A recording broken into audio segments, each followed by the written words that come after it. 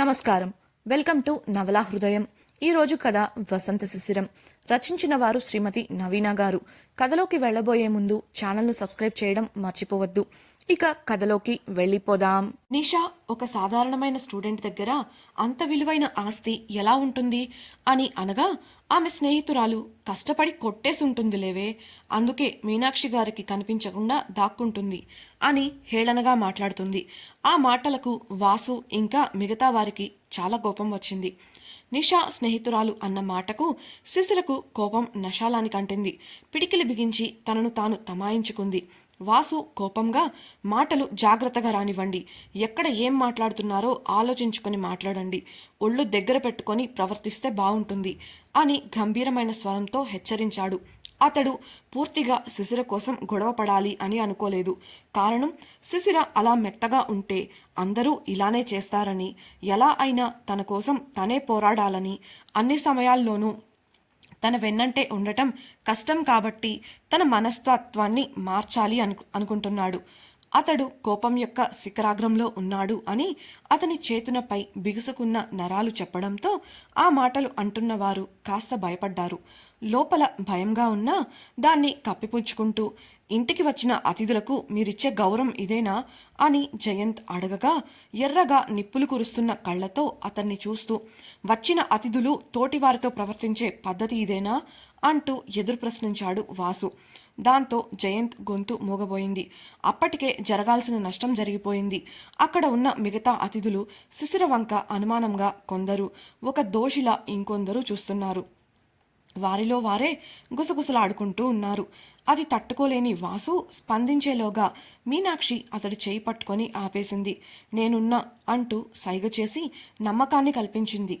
Painting చేతిలోకి తీసుకొని అందరికీ చూపిస్తూ, ఈ పెయింటింగ్ శిశిర లాంటి అమ్మాయి దగ్గర ఎలా ఉంది అనే కదా మీ అందరి అనుమానం. దానికి ఇప్పుడే ఈ క్షణమే సమాధానం నేనిస్తాను అని చెప్పింది. దాంతో అందరూ ఆవిడ ఏం చెప్తుందా అని ఆసక్తిగా ఆమెనే చూస్తూ ఉన్నారు. మీనాక్షి తన గురించి ఏమని చెప్తుందో అన్న భయంతో కళ్ళు పెద్దవి చేసి మీనాక్షి వంక చూస్తోంది శిశిర. అవేవి పట్టించుకొని మీనాక్షి శిశిర ఇచ్చిన పెయింటింగ్ గురించి చెప్పడం మొదలుపెట్టింది. ఇది మైత్రేయ వేసిన వాటిలో అత్యంత అద్భుతమైన కళాఖండం. ఇది నాకు ఇస్తే వేలం వేసి ఎక్కువ ధరకు అమ్మగలను అని ఎన్నోసార్లు దీన్ని నాకు ఇవ్వమని అడిగాను. కానీ తను ఒప్పుకోలేదు. కారణం, దీనితో ఆమె ఏర్పరచుకున్న బంధం అని మీనాక్షి చెప్తుంటే కంగారు పడుతుంది శిశిర. నిజం తెలిస్తే అసలు ఎవరైనా అది నమ్ముతారా అనేది ఆమె అనుమానం.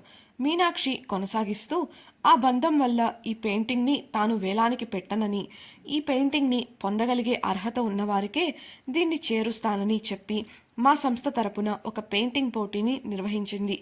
దాదాపు 5 ఏళ్ల క్రితం జరిగింది ఈ పోటీ. అందులో పాల్గొని గెలిచిన వారికి దీనిని బహుమతిగా అందించింది. ఈ పెయింటింగ్ నా చేతులతోనే నేనే ఈ అమ్మాయికి స్వయంగా ఇచ్చాను. అందుకు సాక్ష్యాలు కావాలంటారేమో అని అమూల్య చేతిలో ఉన్న కాగితాన్ని తీసుకొని అందరికీ చూపిస్తూ, ఇది కేవలం కాగితం కాదు, ఒక ధృవీకరణ పత్రం. ఆ రోజు జరిగిన పోటీలో ఈ అమ్మాయి గెలుచుకున్నందుకు, అలాగే ఈ పెయింటింగ్ సంపాదించుకున్నందుకు నేనే స్వయంగా సంతకం చేసి ఇచ్చిన పత్రం ఇది అని చెప్పి జయంత్, సౌమ్య, నిషా ఇంకా వారి స్నేహితుల వంక ఒక ఏహ్యమైన చూపు విసిరి, ఇది చాలా, లేక ఇంకా ఏవైనా సాక్ష్యాలు కావాలా అని గద్దిస్తూ అడిగింది. వారంతా అవమాన భారంతో తలలు దించేసుకున్నారు. అదంతా విన్న వాసుకి శిశిర గురించి కొంత గర్వంగా అనిపించి ఆమె వైపు చూసి చిన్న చిరునవ్వు విసిరాడు. ఆమె అవేవి పట్టించుకునే స్థితిలో లేదు. ముఖంపై చేయి పెట్టుకొని ఇంకా కంగారు పడుతూనే ఉండటంతో ఆమె చేతిని అందుకొని కూల్ అన్నట్లు కళ్ళు ఆర్పాడు వాసు. శిశిర తను కంగారు పడటం వల్లే వాసు అలా తనకు సాయం చేయాలనుకుంటున్నట్లు అర్థం చేసుకుంది. దానితో పాటు తమ పెళ్లి సమయంలో జరిగిన ఇటువంటి సంఘటనే తన కళ్ళల్లో కదలాడింది. మరోసారి అతడు తన పట్ల చూపుతున్న ఆపేక్షకు సంతోషపడింది. ఇలా ఆలోచనలలో ఉన్న శిశిర మీనాక్షి గొంతు విని ఆలోచనల నుండి బయటపడింది. మీనాక్షి మాట్లాడుతూ, మీరంతా కావాలని ఈ అమ్మాయిని టార్గెట్ చేస్తున్నారని, చెప్పకనే అర్థమవుతుంది. మీరిదంతా ఎందుకు చేశారో నాకు తెలియదు, కానీ ఇంకోసారి తన జోలికి వచ్చినట్లు తెలిస్తే మాత్రం నేను ఊరికే వదలను. మీరు ఎంత పెద్ద కుటుంబాల నుంచి అయినా వచ్చుండొచ్చు, కానీ వారంతా నా సంస్థకు కస్టమర్స్. మీ ఈ తప్పులను సమర్థించి నాకు ఎదురు తిరుగుతారని మాత్రం ఎప్పటికీ అనుకోవద్దు. జాగ్రత్త అని గట్టిగానే హెచ్చరించింది. ఆ మాటలకు సౌమ్య ముందుకు వచ్చి, క్షమించండి ఆంటీ, ఇందులో నా తప్పేం లేదు. అనవసరంగా నా స్నేహితులు తమ హద్దులను దాటి ప్రవర్తించారు. నిజానికి నాకు శిశిరకు మధ్య మంచి అనుబంధం ఉంది. ఇకపై ఎప్పుడు నా నుండి కానీ నా వాళ్ళ నుండి కానీ ఎలాంటి సమస్యలు తనకు రావు అని చెప్పడంతో మీనాక్షి ఆమెను చూసి ఆమె మాటలకు శిశిర వైపు చూసింది. శిశిర పరిస్థితిని ఇంకా దారుణంగా మార్చడం ఇష్టం లేక తన తల నిలువుగా ఊపడంతో మీనాక్షి, నువ్వు నీ మాట నిలబెట్టుకుంటావని ఆశిస్తున్నాను అని చెప్పింది. అప్పటి వరకు మౌనంగా అంతా చూస్తున్న భానుమతి ముందుకొచ్చి కోపంగా జయంత్ వైపు చూసి, వచ్చిన పని అయిందిగా, ఇక బయలుదేరు అని చెప్పడంతో జయంత్ విసురుగా ఆమెను, వాసును, శిశిరను ఒక చూపు చూసి వెళ్ళిపోయాడు. ఆ తరువాత భానుమతి నిషా వాళ్ల వైపు చూడగా చెప్పకనే తమను కూడా వెళ్ళమంటుంది అని అర్థం చేసుకున్నారు వారంతా. అప్పటికే సౌమ్య అక్కడి నుంచి వెళ్ళిపోవడంతో గీత కూడా ఆమెను అనుసరించింది.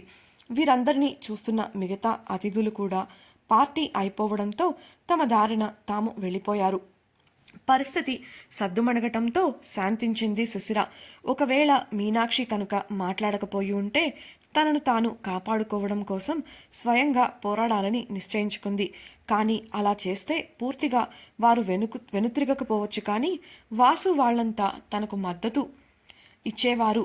ప్రస్తుతానికి మీనాక్షి ముందుకొచ్చి ఆ సమస్యను చాలా చక్కబెట్టింది.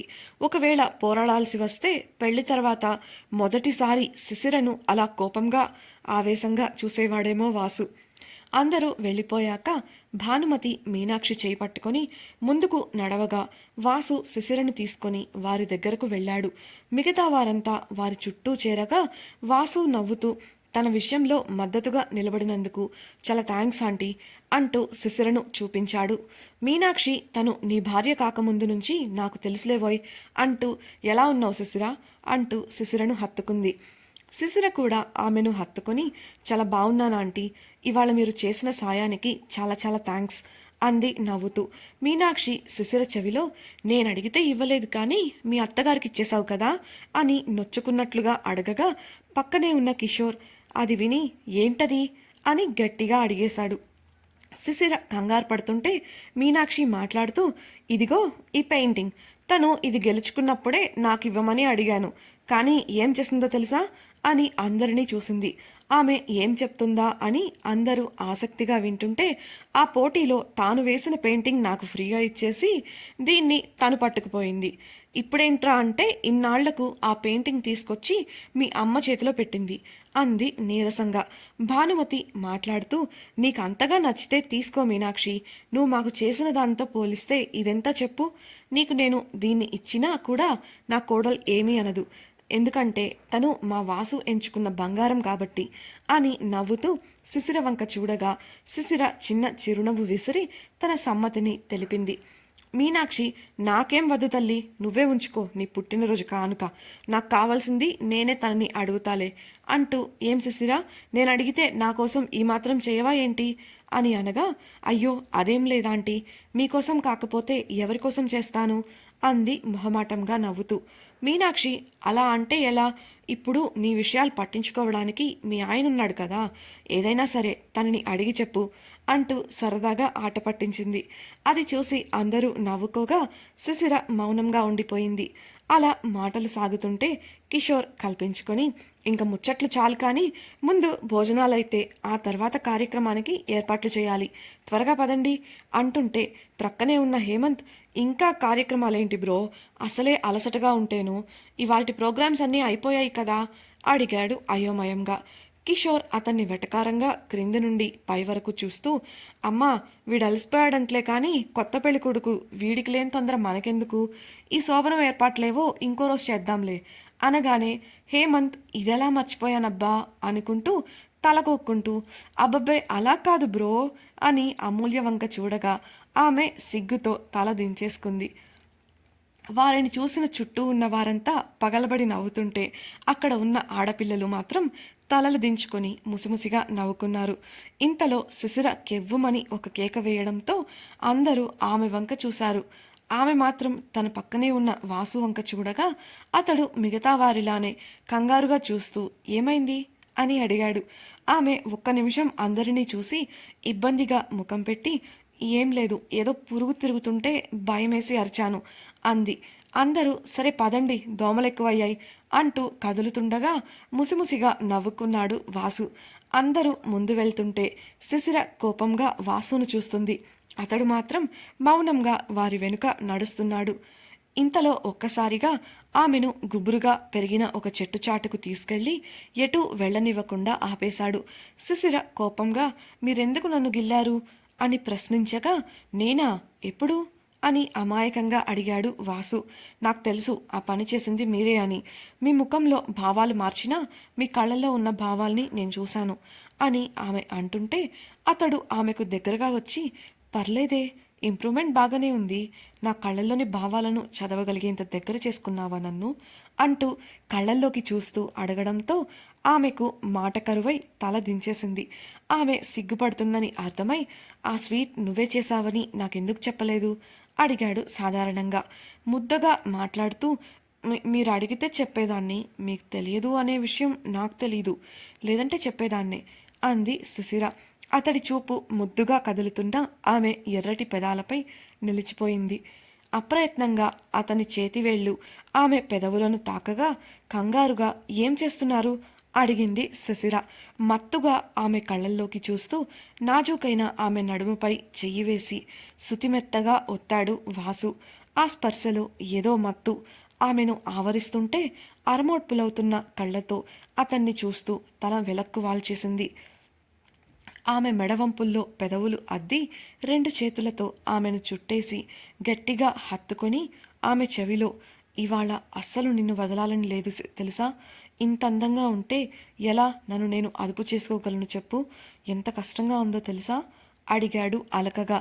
అతని స్పర్శకి వేడి ఊపిరికి ఆమె మేను చిన్నగా కంపించసాగింది. వాసు చేతితో ఆమె గడ్డాన్ని పట్టుకొని ఆమె ముఖాన్ని తన ఎదురుగా ఉండేలా దించాడు. ఆమె పెదవులు వణుకుతూ ఊరిస్తూ ఉంటే ఆగలేక ఆశగా వాటిని ముద్దు పెట్టబోయాడు. సరిగ్గా ఆ క్షణంలోనే శిశిర తల ప్రక్కకు తిప్పుకోవడంతో ఆమె పెదవులను ముద్దాడాల్సిన అతని పెదవులు ఆమె చెక్కిలిపైకి చేరాయి. అతడి ఇష్టం మొత్తాన్ని ఒక ముద్దు రూపంలోకి తెచ్చి గాఢంగా ఆమె చెక్కిలిని ముద్దాడి వదిలి ఎదురుగా ఆమెను చూస్తూ నిలిచాడు వాసు. 2 నిమిషాలు గడిచినా ఆమె గుండె వేగం తగ్గలేదు. కళ్ళు తెరవకుండా తనకు తెలియకుండానే అతని స్పర్శను ఆస్వాదిస్తోంది. అల్లరి నిండిన కళ్ళతో ఆమెను చూస్తూ ఆమె ముఖంపై చిటికెలు వేశాడు వాసు. ఆ శబ్దానికి కళ్ళు తెరిచిన సుశిర తానున్న స్థితిని చూసుకొని మనసులో తనని తానే తిట్టుకుంటూ అక్కడి నుంచి వెళ్ళబోయింది. ఆమెను కదలనివ్వకుండా బంధించాడు వాసు. ఆమె తలదించుకొని ప్లీజ్ వెళ్ళనివ్వండి అంది ఇబ్బందిగా. ఆమె భుజాలపై చేతులు వేసుకొని వెళ్ళనివ్వడానికి కాదు కదా ఇక్కడికి తీసుకొచ్చింది, గుసగుసగా ఆమెను సూటిగా చూస్తూ అన్నాడు వాసు. ఓరగా క్షణం పాటు అతని కళ్ళల్లోకి చూసిన శిశిర అతడి కళ్ళల్లో కనిపిస్తున్న చిలిపితనానికి కంగారు పడింది. తన 2 చేతులను అతని ఛాతీపై వేసి బలంగా తోయడానికి ప్రయత్నించింది. ఆమె ప్రయత్నాన్ని ముందే పసిగట్టిన వాసు తన చేతులతో ఆమె చేతులను లాగి బంధించి తొయ్యాలని వచ్చిన చేతులను తన చుట్టూ అల్లుకుని కౌగిలిగా మార్చుకున్నాడు. ఆ బలానికి అమాంతం అతడి ఛాతికి అతుక్కుపోయిన శిశిర గతుక్కుమంటూ కళ్ళు పెద్దవి చేసి చూసింది. ఆమె భుజంపై గడ్డాన్ని ఆనించుకుని మరోసారి కౌగిలిలో ఆమెను చుట్టేశాడు వాసు. ఆమె విడిపించుకోవడానికి ప్రయత్నిస్తుంటే చిన్నగా నాకు తెలియకుండా నీలో ఇంకా ఎన్ని టాలెంట్స్ ఉన్నాయో తెలుసుకోవాలనుంది బంగారం అని అనగానే శిశిర ఆశ్చర్యంగా వెనక్కి వంగి తల ఎత్తి అతనిని చూసింది. వాసు మాట్లాడటం కొనసాగిస్తూ మా అమ్మకు ఎవరు పడితే వాళ్ళు చేసిన స్వీట్ నచ్చదు, అలా అని అందరికీ ఆ స్వీట్ చేయడం కుదరదు, ఎలా తెలుసది నీకు, తెలుసుకోవాలన్న కుతూహలంతో అడిగాడు వాసు. శిశిర బదులిస్తూ నేను 2-3 సార్లు మీరు చెప్పిన చెఫ్ వంటలు తిన్నాను. అలా ఆ టేస్ట్‌ని తీసుకురావడం కోసం ఇంట్లోనే చాలాసార్లు ప్రయత్నించాక ఆ రెసిపీ నాకు దొరికింది అంది. నువ్వు ఎందుకు అది వండాలనుకున్నావు? ఆసక్తిగా అనిపించి అడిగాడు వాసు. నచ్చిన వంటకాలను ఇంట్లో నేర్చుకోవడానికి ట్రై చేస్తుంటాను. ఇంతకుముందు వీకెండ్స్ ఇలానే గడిచేవి. వివిధ రకాల ఆహార పదార్థాలను కూడా కొత్తగా ట్రై చేస్తూ ఉంటాము. కొన్నిసార్లు సక్సెస్ అయితే ఇంకొన్నిసార్లు దారుణంగా ఫెయిల్ అవుతాయి. చాలా సాధారణంగా చెప్పింది శశిర. వంట సంగతి సరే కానీ ఈ పెయింటింగ్ సంగతి ఏంటి? ఆమెను వెనుక నుండి హత్తుకుంటూ అడిగాడు. అది కూడా నా హాబీనే. చిన్నప్పటి నుంచి డ్రాయింగ్పై ఆసక్తి. అలాగే స్ట్రెస్ రిలీఫ్కి ఉపయోగపడుతుందని పెయింటింగ్ కూడా నేర్చుకున్నాను అని చెప్పిన శశిర వంక ఓరగా చూశాడు వాసు. అతడి చూపులో ఆమె స్ట్రెస్సుకు బాధకు గల కారణం తెలిసి సన్నని దిగులు తొంగి చూసింది. శిశిర వాసుతో దయచేసి ఇప్పుడైనా వదలండి అడిగింది బ్రతిమిలాడుతున్నట్లు. నాకస్సలు నీకు దూరంగా ఉండాలని లేదు.